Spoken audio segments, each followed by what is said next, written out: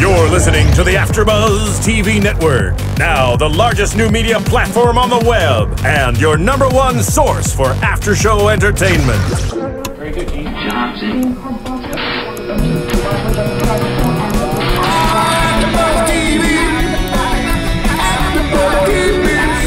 The AFTERBUZZ Studios in Los Angeles, California. Presented by Maria Menounos and streaming live thanks to Akamai Technologies. This is AFTERBUZZ TV's Shark Tank After Show. We'll break down tonight's episode and get you all the latest news and gossip. And now, another post-game wrap-up show for your favorite TV show. It's AFTERBUZZ TV's Shark Tank After Show. Na na na na na. We wanted to switch up the song. I know. We want the rap part though. It's a lot further away than we thought. Hey guys, we're here. There you go. I don't know these words. All the money in the world. If I was a wealthy girl.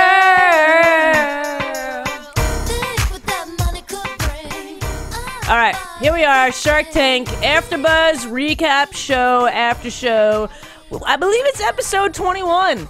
It is. It's hard to keep up sometimes because they don't have episode names, but wheeling and dealing like always. What do you guys think about this episode? I'm not gonna lie, I feel like it was Yeah, it was a little slow. A little bit of a snooze fest. What do you think, Phil? Not their best week by far. None of the products were very exciting.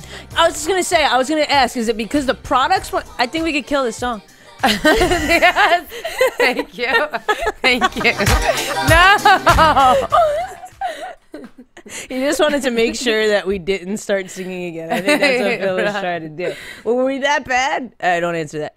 That's what I was gonna ask. Is it because the products were boring? The entrepreneurs were not pitching us and get us excited? Because I feel like we've gotten excited about products that maybe we wouldn't use, but it was like, oh, it's such a good idea. Right. Like, there was nothing super innovative. I mean, maybe. I think that's what it was. It was all stuff that we already have. Except the crickets. Yeah, but I mean, it's still a protein bar. You know what I mean? Right. Okay, the crickets, you know, we kind of, just like the sharks, were like, ew. You know, none of us really got into it. The funniest one was Morning Head, but that's because, I mean, no one said it, but like that, you knew why it was called Morning Head because it's gonna get so many clicks right off the bat. Because as opposed to, because he could have well called it Bedhead. But Bedhead is taken. There's a company called Bedhead. Yeah, there is. Well, I'm sorry, Morning Head is taken too. Okay, by something else.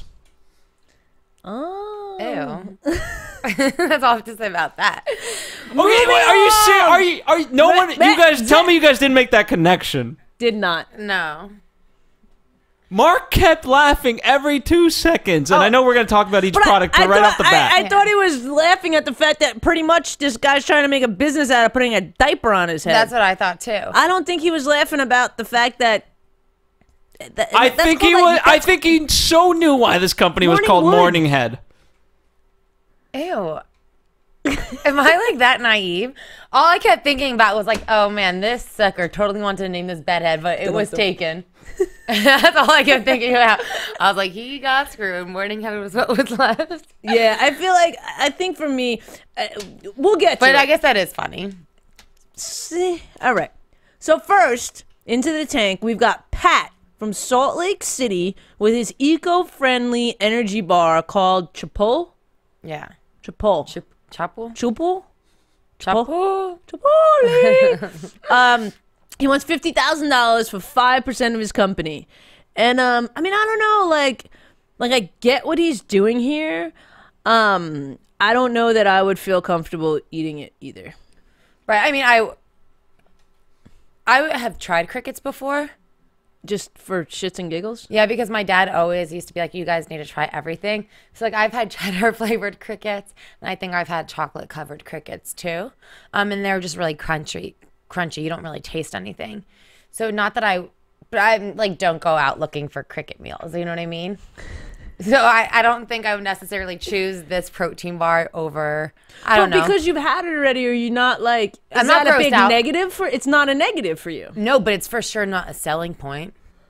Right. I mean, I get what they're trying to do with the selling point is in the eco-friendly way. It's they use a lot less resources to create the protein, to create the flour. Right. Which, I mean, I can kind of buy.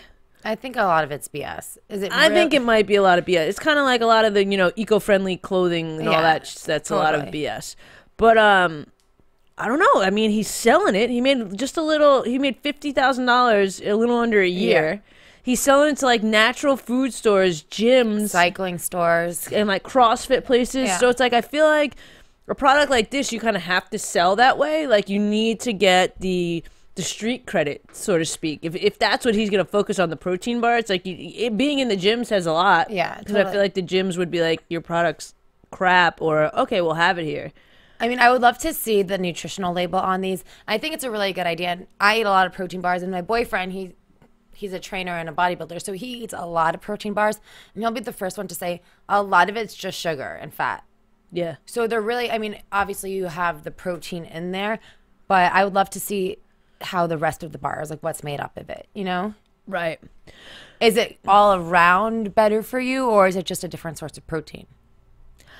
I mean, he didn't explain that much. I think he lost them at crickets. That's why. I don't think. I mean, I like the joke. I'm not gonna lie. Do you guys remember the joke? No. Why are frogs so happy? Oh yeah. He eats what bugs them. Yeah, that's funny.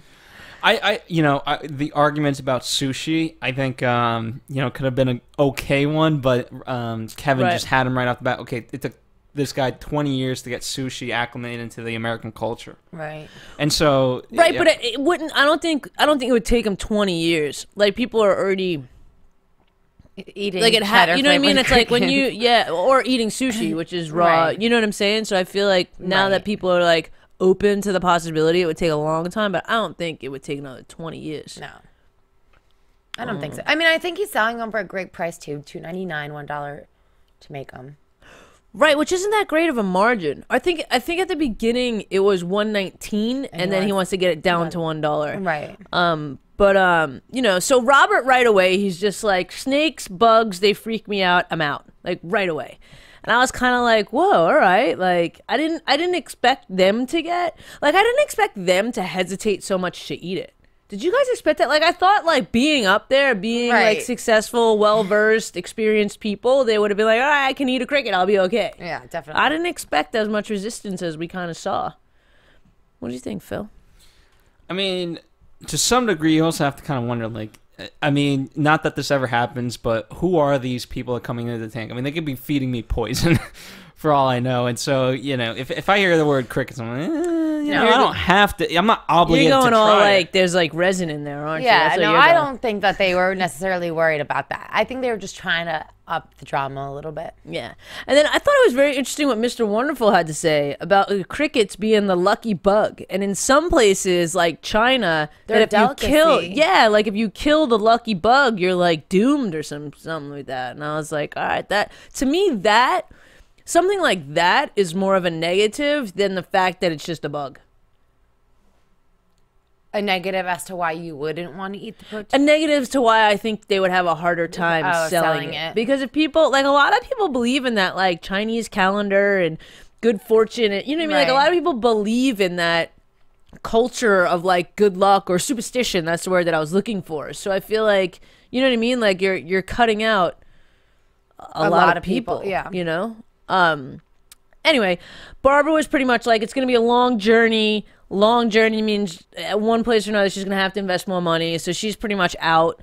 Damon just couldn't wrap his head around it pretty much. And he said he was out. And then Mark was kind of like, okay, like I'm interested. Make me a better offer, which is interesting. I don't know that I've seen him do that before. Right. Make me a better offer than the offer that you're giving me, because that one's it's crazy evaluation. It's funny because he wasn't giving him an offer. Yeah. He just kept trying to pitch himself again. He's like, dude, like, I'm telling you, I'm interested. Right. What can you do? Right. And he wasn't saying he was going to give any more money. He was saying, give me a better percentage, pretty much. And he was kind of, Pat was a little bit taken by surprise. I don't think he thought that something like that would happen. So he kind of comes back with, okay, 10%. And Mark again makes it like he hasn't even like done it yet. He's make me an offer. And then he comes, you know, with the 15%. And then I know, I love this part. I did love this part. Robert was like, you know, the more you're talking, the more I think this is a good business idea. And not specifically for the protein, but for the flour, for actually what's created. I mean, not for the protein bar, but for the protein that's in the flour that's created. And then you can take that and you can put it in tons of different other things. So he was seeing a different business model for this guy. And he jumps in and he says, I'll give you $50,000 for 20%. I know, and then Mark undercut him and was like, I'll give you the $50,000 for 15%. What I loved about this was right afterwards, Mark's like, thanks for costing me a percentage. Yeah. Because he was trying to get him up to 20% the entire time. Yeah. What was interesting, though, to me was that sometimes, like, Mark could have been like, I'll do that 50 for 20% too. You know what I mean? Like, Mark could have done that and made him pick between the two, but clearly Mark wanted it, or Mark could have said 18% or whatever. So something rang, it felt like something rang true in Mark's head that he really wanted it all of a sudden. Right, but I feel like Mark, they always say that he's a very generous shark. True. Like, I think he's not like trying to rip him off, you know what I mean? Yeah. Yeah, I guess so. So that was that. He makes a deal with Mark for $50,000. He gets 15% of the company. Anything else about the eco-friendly energy bar with crickets as their protein? Anything else you guys want to add about that one? No, I'm just like really weary whenever someone's eco-friendly, and I feel bad saying that. I don't want to be so pessimistic about it, but really, how eco-friendly are you? I don't know. I'm the same way, and I think it's because we've both been in industries where we see so many people claim that title, right? And there's not that I know of, there's not a specific thing that as a company you have to do X, Y, Z in order to say you're eco-friendly. There's no standards to actually be able to say that, period, which maybe there should be. Here's the, you know, just as a general rule of thumb, for me, eco-friendly is more about the idea of consume less, produce more, right? And so if you're a company, you're already off the bat producing. You know what I mean? Right. Or you're rather, I'm sorry, you're kind of consuming in order to produce, right? And so I don't know. It's just the tricky territory to get into. Yeah, but no. If you guys ever want to talk about urban sustainable living, I'm here for you guys. No, and I get what you're saying, but there is a need for business and people that supply products, so that problem's gonna arise. So I think a lot of these companies try and claim eco-friendly within that game that people play as companies, you know. But I feel like it's very hard to say that. Like, I don't give that eco-friendly, I don't give it weight anymore. Yeah, in the beginning, I don't give it weight at all. I was just kind of like, oh, great, what are they doing? And the more and more research you do, there's a lot of companies saying they're eco-friendly and they're not. Right. And I'm not saying that this one isn't. Pat looks like a lovely man. He looks like he cares. So good luck to you, Pat. Clearly doesn't care about the crickets, though. The lucky animal. I love that there's a cricket farm that they get them from. Yeah. I love that he's funny. I love that he's like, yeah, we go in there with lassos and we lasso him up. And, you know, he did say how they you know, kill the crickets, so to speak. They do it the easiest way, I guess they said, was they freeze them so there's no pain for the little guys. Well, I guess that was nice. Anyway, moving on. Anything else before we jump off the crickets? No. Then we had Brian White with the garage door lock.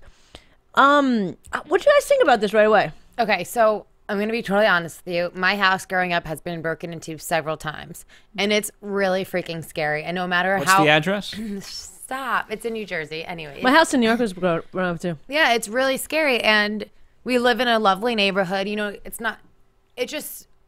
you're never totally secure. And we've always had alarms, and we've always had our doors locked. And still to this day, I'm like kind of scared to be alone sometimes because of it. So something like this, I'm for sure going to tell my parents about that they need to get it. I'm going to for sure too. Because I think this is one of those products that I had no idea. But we were broken into the garage. We totally were. And you think that when you put the garage door down, it's locked. Because if you try and just lift it, you can't just lift it up. Right. But I think you can't just lift it up because it's connected to an electronic, so it's, you know what I mean? It gives the resistance back rather than that it's actually locked. So he's saying that you can't just lift it, but that if you use, like, let's say, like a screwdriver or something and play with underneath that, you can lift it up, right? Yes. As if you were breaking into a car, he's saying. Right. So it's not technically locked. It's just the system doesn't allow you to freely pick it up. It wants the machine or the mechanism, whatever, to pick it up. Yeah, I think it's a really crazy good idea, and I feel like it can be in every single household. Yeah, and I feel like, you know, taking it a step further, he should have maybe have a service where people go install them. Yeah. Because who's gonna wanna? I don't want to buy this thing and go spend he said several hours. For him, it takes 45 minutes, and he obviously knows what he's doing. He created the thing. Right. So several hours out there tinkering with the garage, maybe not doing it right because it's got to hook up to a remote. Like, I mean, the biggest thing is I think if I'm buying safety, I don't want to be the one installing it because I'm going to be like, okay, just even let's say the chances are 1% that I get this wrong. I don't want that 1%. If I'm buying this because my garage isn't already safe enough, I want a professional to install it so that I know that I'm 100% guaranteed, or as guaranteed as I can be. No, I totally agree with you. And that could be it could be, you know, it sells for $149.95 retail, but he could $249. I mean $249. He could say, you know, for $50 we'll come install it for you and have someone or not even, like, I know he wants to sell it to stores and stuff. He can be just like a service, you know what I mean? Like a security service, like ATD or P or whatever it is. You know what I mean? Like, he's just a security garage door people. I mean, I don't know, because then I guess you could go back to licensing it to the garage door manufacturers. But if you license it to a garage door manufacturer, it should come already on the garage door. Correct. You know what I mean? Like, you shouldn't have to install it afterwards. So, I don't know. I love that this guy, and Robert said this, he's like, I really appreciate your honesty, because he said it from the very beginning. He has done no marketing. None. He doesn't know this space at all. But he did one YouTube video. Right. And then Mark was like, did you follow up with it with the second one? He's like, nope. Yep. He's like, sure didn't. But at least he made one. I wish we should have watched that YouTube video. I know, we should have. Phil, can you pull that up somehow and show us, or is that possible to put it? No. Give me a little bit. Okay. You guys talk for at least 30 seconds. Okay. Are you there? Yeah, okay. You heard that. Yeah, it got all silent for a second. You know, something that was totally off. I don't know if you heard this or wrote it down or whatever, but this guy also patented the device that launches you up for parasailing. I know. Which I thought was crazy. And that's kind of where Barbara was going. She kind of was like, you're an amazing person, but you're just not an entrepreneur. You're an inventor. You have these good ideas, but you are not a salesperson. You have no marketing skills, pretty much. So she's pretty much like, I'm out. Like, I get it. I love you. Gone. You know? I know, but he knows that about himself too, and that's why he's there, because he's seeking their help for that. Right. I wish she wasn't so dismissive. She wasn't? Yeah, Barbara is very dismissive. Yeah, this was the first time the way she spoke to someone really rubbed me the wrong way. You know, not that I was so attached to this guy, but it was just like, you're not an inventor, you can't do this. And he was trying to be honest, like, well, that's why I'm here. Like, he wasn't just one of those people that was trying to be on the show to get sales to go through the roof for the next few weeks. You know what I mean? Like, he really was like, I've got this great idea. I know how to work, but I don't know how to really get it out there, but I'll do whatever I need to do in order to get it. You know? So I was a little bit taken back the way that she spoke. I've never seen her attack like that, I guess. Speaking of you know how a lot of people do come up on the show just to increase their sales temporarily, or, I mean, they can, just to get that extra publicity. Right. I wonder how they fund all this new coming orders. Like, if they're a small business and they don't necessarily have the capital, if they don't have the product, because a lot of them are coming on Shark Tank because they need money to fund it. Well, there's something that exists in the clothing industry that what's the guy's name? Brian White, garage door lock. There's so many of these YouTube videos for the same thing. Here, let me I'll put it up on your guys' screen. Give me 1 sec. Did you find it?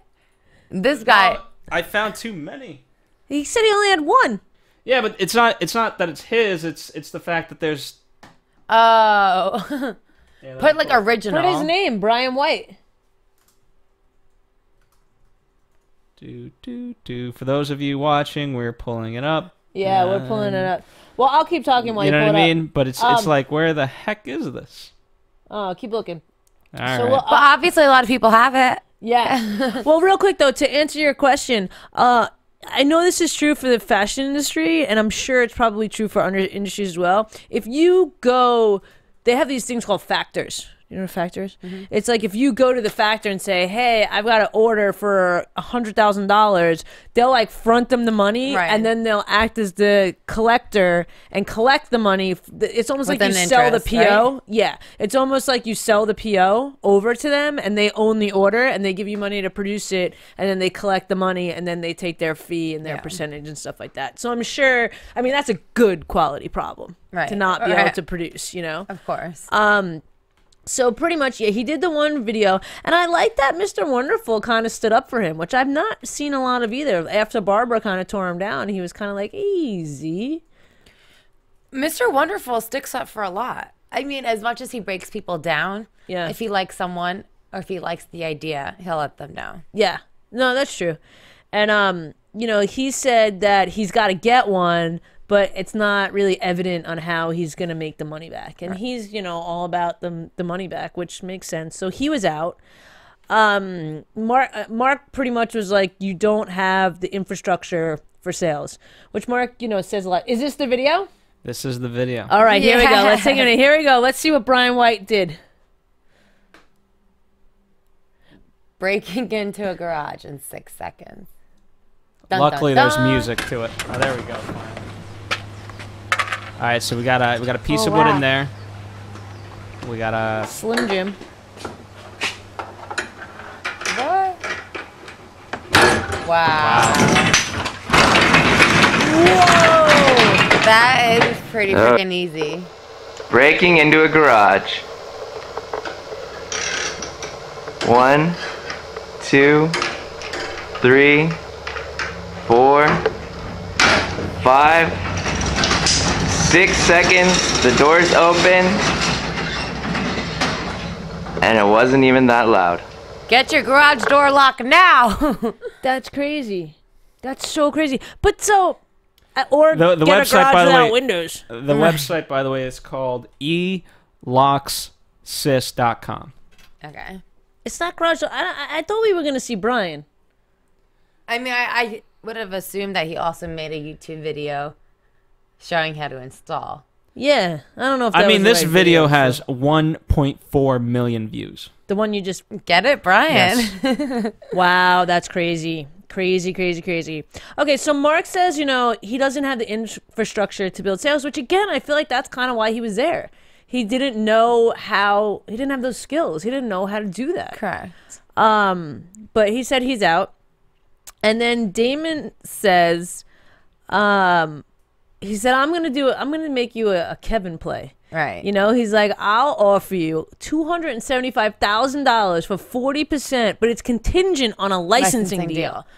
To the garage door manufacturers. Yeah. Oh my goodness. One of my friends has a garage door company. I have to ask him about this. Do it. Call him right now. No, Phone a friend. No, I'm just kidding. Imagine. That'd be funny. So, have you thought? Yeah, I want to know that. You have to get back to us Okay, next week. I on that. will. And then Robert, who first was like, "You're gonna have to educate people on this. It's not gonna work." Blah blah blah. Comes back in again. Again, exactly like we saw before. And he says, "I'll give you $250,000 for 70% of the company. No contingency though." And then Damon was kind of like, "What are you talking about?" Like. And Robert's answer was like, I know a guy. I know a guy. and it's funny because Brian earlier said that he knew a guy too, and he was getting an introduction, which I think that was a weird term that they've never heard before. He had a guaranteed introduction to someone, and they were, you know, playing on that a little bit. And then Brian, all of a sudden, Mr. No Sales negotiation guy comes out and he's like, Damon, would you take this counter of $275,000 for 35%, you know, contingent on the licensing agreement? And Damon says yes. Which is almost exactly what he wanted. He went up 5% in equity. And contingent on the licensing, but in the same sense, like Damon's going to help get that licensing. So it's almost better for him because he's going to license. Clearly, this guy likes to make stuff. If he's patented this thing that's in a completely different space with the parasailing, now he's doing this. So now, hopefully, this will get licensed, and then he'll be like, okay, that's on running itself. One. Next project. Yeah. So, good job, Brian. Yeah, so Brian gets a deal, too. So we're 2 for 2 so far tonight. I don't know. Anything else you want to add about the garage door lock? Any other videos you want to show us, Phil? Anything else? You good? I'm good. All right. Now, here we go. Phil, you want to introduce this next one? Morning head. Get your morning head. Wait, not that kind of morning head. Can I again? Ew. I knew that Phil would put his 2 cents in, Okay. so I figured I'd just give it to you. Let me understand this morning head. Okay, what morning head it's pretty much really a shower is? cap. Morning head, the actual morning head, is something involving a man. and Excuse me, it could be this is a G-rated show. Hey, I kept it PG. I mean, don't yell at me when I say shit when you're saying that. No, I'm just kidding. Whoa, whoa, whoa. I didn't say any profanity. Listen, Morning Head, the product as seen on AfterBuzz TV. Let me get this straight, right? It's a shower cap. That's like a towel. It's like an insulated, like, not insulated, but like you put water in it and it won't come out. And then you just rub your head. Yeah. So I don't necessarily know how it would work for someone with long hair. I think it's more towards dudes. Right. Yeah, pretty much you put water in it. But you fill the whole thing with water? Yeah, he wasn't too descriptive, but I mean, all right, let's break this down for a second. We've all been at the point where you wake up and you have bedhead and you don't feel like taking a shower and you're like, let me just wet this shit down and try and redo it. We've all been there, have we not? Of course. So that's why you wear a hat or you put your hair up. So he's trying to solve that problem. No, I understand that. Because it never looks right. No matter what you do, you mat your hair down, like it never works. It very rarely works. Come on. He's got a point, this guy. But he didn't do a very good job about explaining how the product works. Because what, you fill it up with water and then put it on top of your head? Laughed at the whole time. I was just like, honestly, all I kept thinking about was like, it should have been bedhead. Bedhead should have, yeah. Yeah. Or it could have been, what else is that called when you wake up? Nothing. Bedhead kind of took that. Yeah. That was a good bedhead trademark. But I get it. He's trying to solve a problem. You do what you know, right? Right. And he knows he had morning head, so he was solving that. Yeah. I mean, this guy's a mechanical engineer. How did he think of this? Max, where did you get this idea from? I mean, from looking at himself in the mirror every single day. Yeah. He's like, it was kind of funny that he walked in and everyone was kind of like, does he need a brush or is that his hairdo? Right. You know, and I'm a happy hair person. Like, I did not like his hair when he walked in, but like you could clearly tell he was going to do something. And you know, Mr. Wonderful right away was just like, it's a diaper for your head, you know, which is, I definitely was laughing at that. And you know, but in the same sense, this thing sells for $7.99 retail, and it costs him $1 to make. I mean, why wouldn't you just get it just to have it? You know what I mean? It's like funny. If you saw it around, you're like, oh, okay, why not? And then he was going into how people are doing like subscription ads because they're not reusable like once or twice or something. And then he wasn't too specific, but if you do a certain amount of money per month, they'll send you like new ones every month. Which is kind of crazy. Yeah, that is kind of crazy. But I give him, you know, props for saying it. I don't know. Well, it's funny because Barbara, who is out obviously, says that she likes this product and that she has the same issue. And she has obviously a very short haircut as well. But she says she does this with the towel. Yeah, and that's all she you wets need. a little towel and does it, which she kind of just killed his business. She she punched him below the belt. I know, there. she was tough. Yeah, and Mark was funny. He's like, I get it, I love it. If I had to follow, if he had more follow up ideas, like he liked him, but this product wasn't really going anywhere. Right. So he was out. You know, this guy's he's made $36,000 in 18 months. That's pretty good. Yeah, like it's not like a lot. Like this isn't gonna be $1 million product, but for some dude like selling these, that's, you know, as a side project, because clearly this isn't the only thing he's doing. He's a mechanical engineer, I think he said. Yeah. So you know, it's pretty good. And I respect the fact that, you know, they said like, hey, listen, you know, this is gonna make you money, or he actually said, you know, I didn't come in here with a crazy valuation. I'm only asking for this much amount of money. Right. So I give him credit on that end of it. Yeah, that's true. Yeah. He was it's asking kinda like a 25 for 20%. Yeah. So, and then Robert's like, it's not really scalable, so he's out, which is, like, I think a lot of the sharks, they want to take their money and invest in something that's going to grow. You know what I mean? They don't want something that's just going to add a little bit more residual income. They're not interested in that. They're interested in the game. Like, I feel like that's what entrepreneurs thrive on, the game of figuring it out and making it, you know, work. And there was really nothing left to figure out about this. Damon pretty much was just like, I'm out. And then, so everyone's out, and Mr. Wonderful has to throw in his extra 2 cents and is like, this qualifies for poo-poo on a stick. I don't think that was very nice. The guy got laughed at. Yeah. Like, he was laughed at the entire time. It would be very interesting to see if Lori was there. Because For QVC? Yeah. Not that I think this is necessarily a great QVC product, but I feel like it's something so funny and so easy for someone to buy for, like, their son who's going away to college. You know what I mean? Or, like, just to have in the house. Yeah. Like, my mom always gets stuff like this to have in the house. Yeah, She people thinks would it's for hilarious. sure buy it. Yeah. Right. I think it's hysterical, too, that it was kind of like an insulated or, you know, seamed or whatever you want to call it, shower cap with a sticker on it. Like, it literally had a sticker on it for branding, like a bumper sticker. Don't you think this would be a good product at Spencer's? Yes. Do they even have that out here anymore? I don't know. Oh, yeah, absolutely. It'd be well, absolutely they have Spencer's, or this would be a good product for Spencer's, or both. Both. Yeah. Oh, yeah. Anything else about Morning Head, Phil? Anything you want to tell us about Morning Head? No. That's a different show. Okay. Late night after AFTERBUZZ. Okay, but here's the thing. I don't understand how you guys didn't get why Mark was laughing the entire time. Why do you think you know exactly why Mark was laughing? Because he understands the humor. Behind it? That I don't know. I guess it is funny. Because I feel like I'm naive, but it is funny. I feel like for me, why I didn't get it was because once Mr. Wonderful says it's a diaper for your head, I feel like that's when, for me, the laughter started. So I was laughing already for something else, and then just the way he was defending himself, I was kind of already laughing. Where you didn't have to think about. Yeah, I wasn't just like, I was like, oh, okay. And the first thing I went to for Morning Head was Bedhead because of the products that they have, and I use their products and all that stuff. So, or I used to use their products, but yeah. So I definitely didn't make that connection. But anyway, anything else about Morning Head before we move on?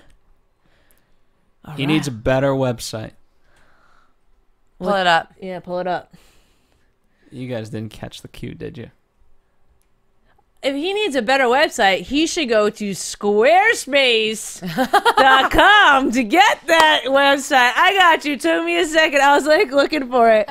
I gotta realize I'm working with. I understand being intelligent is a burden, but come on, let's come on, a little bit faster. Oh shit, you want to go there? Can I tell you, all I pictured was a really inappropriate website. So did I. I was like, uh-oh, what's going to be back there? But anyway, if he doesn't have a great website, or if Brian White for the garage door opener unlock needs a website, people should go to Squarespace. It's a great website. It's easy to build. You can get your domains there. You can bring over other domains. It starts at like as little as $8 a month. Yeah.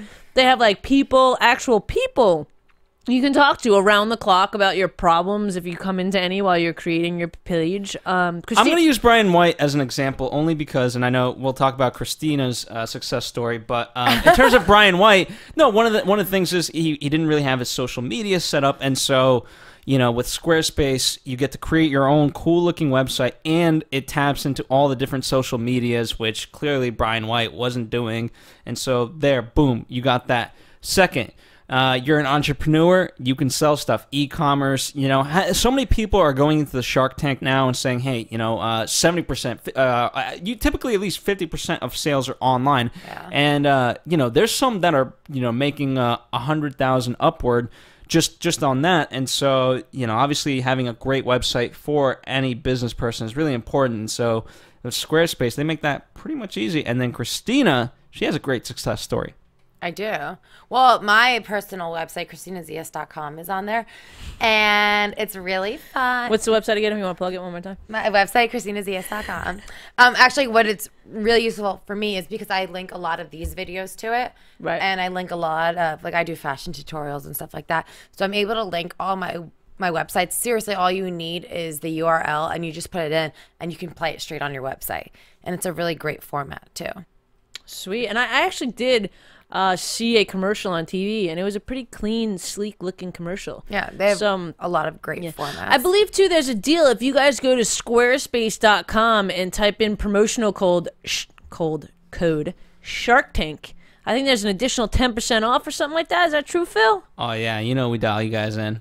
Oh, yeah. Remember, go to squarespace.com, promotional code Shark Tank. Sweet. Sweet. The guys from Packback Books should be using this to rent their books. They totally should. They totally should. What do you guys think about the college books? I mean, I'm kind of very much with Robert, where in many ways I'm angered with this because, you know, granted, I didn't use my college books a lot, but that's because honestly, I didn't pay for any of them. Why? Because I went to the library, or I borrowed my friends. No, I think that's BS. Yeah. You can't find all those books at the library. Like, they don't have textbooks Okay, wait, at the are library. you serious? The school would not provide their own textbooks in the library. Really? I mean, if you're gonna tell me don't- that. If you're going to a school with like a 6,000, 10,000 graduating class, then no, I went you're to a not school that had less than 3,000. And they had the books in Boom. the library. the textbooks. How not many the reading- copies? How many copies? Like at least 5. So you're telling me that it's like there's going to be a line outside the library after people get their schedules to go get the free books at the library, because what if someone takes it out for the whole semester? You can't take here's what it is. You can't take it out for the semester. You can only read it there. But again, so if I need it for a few hours, the curriculum's so different enough that yeah, I can be able to get the book. It's not a no big way. No, I think that's an awful So idea. I think Phil. it's a terrible idea too. Oh, I'm sorry that I was smart enough not to spend $1 on textbooks in college. But time is money. And what if 5 other people have those books? You're gonna wait 4 hours in the library with your thumb up your nose, waiting for the then textbook? take all. I'm sure there's people out there. By the way, I'm just saying. This is just tips. You know what I mean? Before we get into the full pitch, I'm just saying if you're in college, hey. Divide it among friends, because that's what we did. If nothing else, we had like a group of 10 people that owned one textbook. No, I think that's fine. That's way better than your library than idea. waiting for like a whole day to read a few chapters. I mean, because like when there's a test, everyone in that class, everyone's gonna run to the library. yeah, they each have like an hour of time to study for. No. Oh, dude, that Sorry, doesn't Phil, work. that's not happening. Anyway, Oh well, I still got by, so whatever. Anyway, we have Mike and Casey come in. They're from Chicago. Packback Books. It's what they call an affordable study solution for starving students. They want $200,000 for 10% of their company. And I did not know, which I find fascinating, is that the cost of textbooks went up 812%. That's disgusting, That is right? disgusting. That's terrible. That makes me angry. There are very few things in the world that make me angry, and the That makes system you- taking advantage of people makes me angry, and that is a clear example of the system taking, you know. What do you think about that, Phil? Huh? You think they still have those 5 free textbooks in the college library? I doubt it. I bet they do, but I found I doubt it, dude. What I found interesting was that it's an $8 billion industry, $6 billion of Wow. which is for used books, and I found that interesting. But you know, for me, I just don't like the one-day thing. Like, there's other. This isn't a book website, but there's a site called lynda.com where every month you pay like $25 and you get unlimited tutorial videos for, you know, whether it's Photoshop, film editing, music, website, anything of that nature. But it's totally different. You're dealing with content that's already published.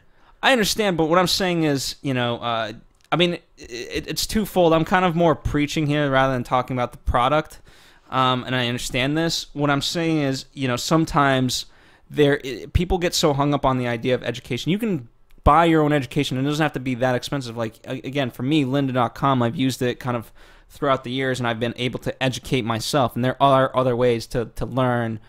And, you know, perhaps college. Like, Damon didn't go to college, and look at him. He's pretty successful. Yeah, but I But don't these think kids that's are in college. Like, yeah, that's it's not the point. point here. Yeah, and I know you and I mentioned understand. that. I took it to, you know what I mean? I'm talking about a completely different thing. Yeah. I understand. Anyway, back to the product. Packback books.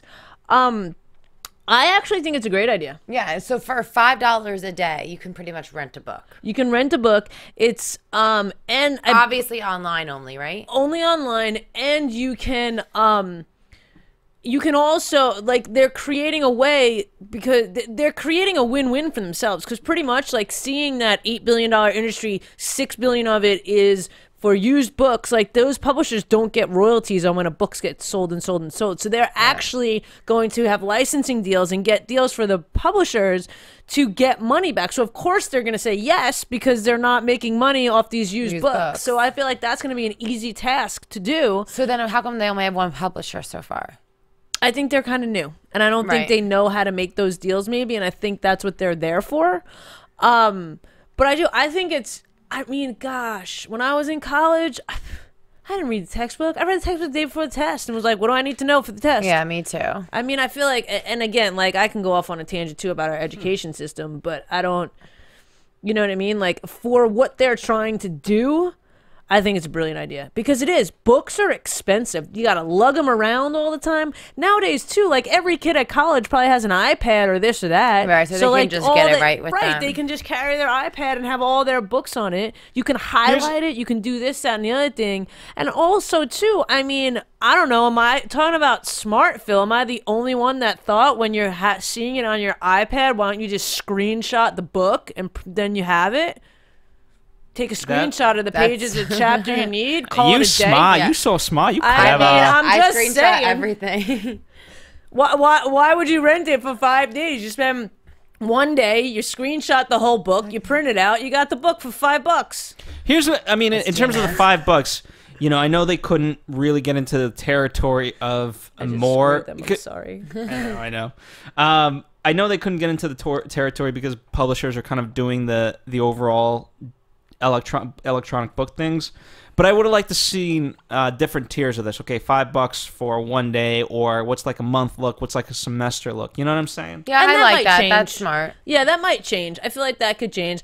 I feel like, too, you can, you know, that what you were talking about with getting together with friends, I mean, because I'm sure you have to have like a password or this or that, and I mean, does that password only work on one device? So I'm sure I think it's interesting. I think using the iTunes model, I think it's a minimum of 5 devices, just as a general rule. I don't know if it's like an FCC mandated thing, but you know, it'd be interesting. Like, hey, so there, you, me, and her. That's 3 of us right there. $5 one day divided by 3. We're good. Yeah, that's fantastic. Screenshot the whole book. We just got the whole book for a semester for $1.50. Done. I know, I feel bad, but that's really what you should do. Just screenshot the book. And there isn't, like, it was funny once I had to go to like traffic school for a parking ticket or something. No, I got one of those tickets for the red light. You know, when they take your picture and they, like, you know, you driving through the red light, and they have a video, you driving through the red light. And it was this traffic school that was going to take, like, 30 hours, it says. And I was like, I just sat there and let it go through it, screenshotted, just let it go into the next one and let my computer on. And then when you got to the test, you just look through all the things for the answer. It could be the same thing. Yeah, that's what everyone does for their driver's license test, right? Yeah, it's, like, easy. So sorry, Payback Books screenshot is your nemesis, I guess. But anyway, Mr. Wonderful, he says he can't go back there. I guess he comes from education and educational tools, which I didn't know. So I don't know exactly what he was talking about. I don't know if you guys know. Because I think early on, you know, a lot of his licensing stuff. I mean, think about all the things that have to go into the education system, whether K through 12 and higher up. You know, a lot of it is designed for that, and it's a big business. However, it's so bureaucratic. You know what I mean? Right. Sometimes even more so than politics. Right. Because part of the problem is there's no money to give out. You know what I mean? It's not like, you know, the public system especially, like, there's no money to be really made. Yeah. I'm still stuck on this screenshot thing, man. Print out a bunch of copies, sell people $10 for a book. Yeah. You know, hopefully they're listening, because they're going to add that technology of, like, you can't take a screenshot of this crap. Yeah, doesn't Snapchat have that technology? That you not screenshot a Snapchat? I've never done it. I don't think you can. I mean, it's not really a revolutionary technology. It's you just disable it for whatever phone it is, and, you know, make sure it doesn't work. But if it's on a computer, like, I don't think your computer, Like you can take, like even if you have a web page open, you can take a screenshot and it does everything. But you ever take try to take a screenshot of, let's say, a DVD. It'll come out as nothing if it's protected right. So you know what I mean? Oh, really? You could do it. I've never seen that. Yeah, anyway, so Mr. Wonderful is like, he didn't want to go back there. He's been in this space for a while, so he's out. And then Robin says, I'm sorry, I don't really share the vision, I'm out. And Mark is like, I'm in this space, I'm doing stuff like this, 10%'s not enough. Again, with the not enough, come back to me with what's, you know, a different equity and what I can get and how much. But he wasn't this time saying, like, make me a better offer. He was saying, okay, for me, it's not worth it for 10%, but, you know, make it worth it for me. And if that's going to cost more, tell me what you think that would be. Right. And when they go outside, it was interesting because they were talking, and I think it was Mike that said, well, let's give him, you know, $250 for 15% or something like that. And Casey was like, well, that's the same valuation. So they decided against that. They went back in and they said, how about $200,000 for 15%? Right. And then Mark came back with, you know, how about 250,000? Oh no, they came back with 17.5% first. Yeah, I forgot about that. Sorry. And then Mark came back with 250 for 20%, and it was funny. The Casey. This was amazing. Yeah, I love How this, about 20% for 200,000? Mark was deal. Like, sure. Okay. Which, I mean, you gotta understand. I don't think this takes away from the kids' smarts. Some people in the tank, I think it would take away from their smarts, and we would be ripping them a new one. But this guy Casey, like, you could tell he was just like a little bit overwhelmed, and like he was just kind of like, we're getting a deal, I'm excited, but I don't know what I'm doing, I'm really, you know. And he just was like, oh, I messed up. And then he said it, he's like, I was gonna say 200,000, and Mike's like, no, yeah, wait, no. And then again, Mark, being the generous guy that he was, he's like, all right, you know, I'm actually gonna do the 250 for 20%. Right. So they got a deal too. There was 3 deals today. The only one that didn't get a deal was Morninghead, Phil. It's interesting. 3 deals. Yeah, we were all kind of saying that this episode was a bit of a snooze fest. I know, and we kind of had a good talk about it. So I guess maybe, I don't know. We did kind of go off topic, though, and most of it my fault. Yeah. All right, so anything else before we move to the news and gossip? I have some gossip. AfterBuzz TV News. All right, so first we go to the flashback to the Fiber Fix. Fiber Fix It. Fiber Fix It. I remember loved this. it. Me too. Yeah, it was this season. It was too. this season, yeah. Which was crazy. I've never seen one of the same season. No. So it's like that quickly. I'm really excited for these guys because I think this product is awesome. And I do agree with Lori. It should be in every single household. It totally should. And before going on Shark Tank, they had $300,000 worth of sales 3 months after. 3 months after, $6 million worth of sales nationwide. Home run. It was really cool. You got to see Lori on QVC with them doing the little commercial or promo infomercial. They're in Home Depot, Ace, True Value. They just got a deal for all the Lowe's. Everyone should go out there and get Fiber Fix It. We think you can use it for anything. Pretty much that's what they're saying. Yeah. This whole studio was made with Fiber Fix It. Yeah. We're sitting stuck to the Fiber Fix It chairs. Yeah. No, I'm totally lying. And then, so today, I came across this tweet that was actually kind of funny about Mark, I think. And it also just goes to show his character. It's a flip. But apparently, Mark tends to get, as the owner of the Mavericks, he's super outspoken. He tends to get fines from disagreeing with the refs. And his largest fine was for $500,000, and he received it for verbally attacking the head of NBA officiating, Ed Rush, in 2002. And Cuban claimed he would not ever hire Rush to manage a Dairy Queen ice cream bar. That's what he said. He was like, he's like, I wouldn't hire him to manage a Dairy Queen. Like, he's that bad, you know? And then he's heading the NBA. Right, and making a reference to Dairy Queen. So, the head of communications for Dairy Queen, Dean Peters, saw this as an opportunity, and he issued a statement where they offered for Mark Cuban to come run a Dairy Queen for a day to see if it was really that easy.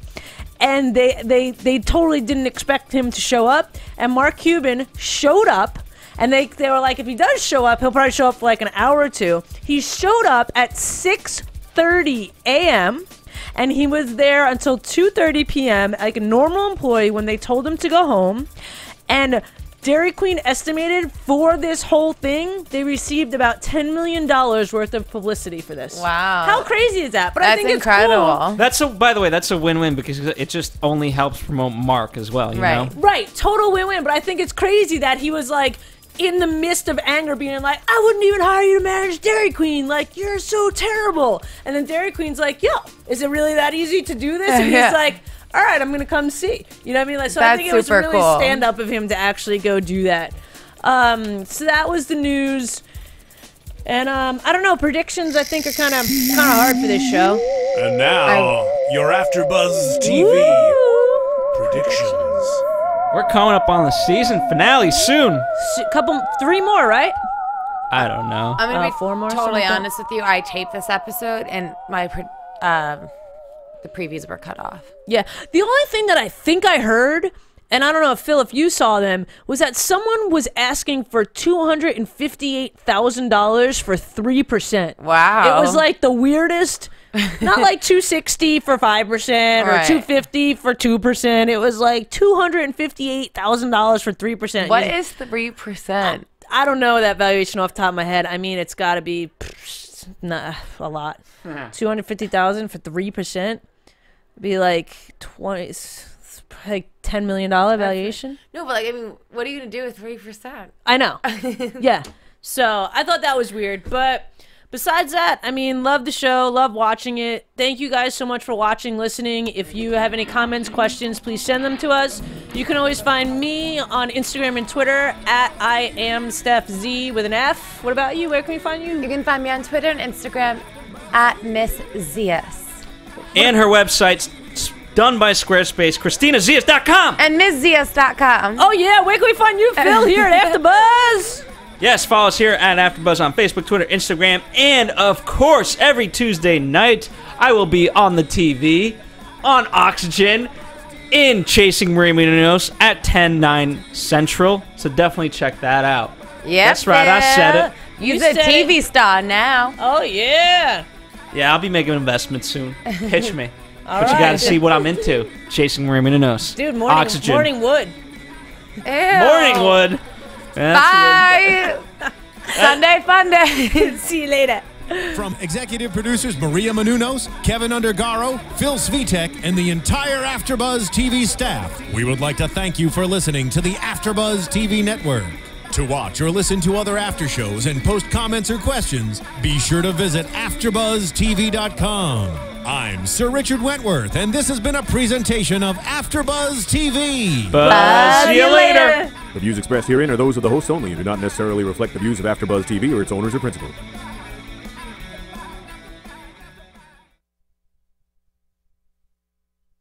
Thank you for watching AfterBuzz TV on YouTube. For more of your favorite after shows and interviews, subscribe to our channel here, and be sure to share your opinion on the episode in the comment section below here. We'd love to see what you guys are buzzing about. Thanks again. Buzz you later.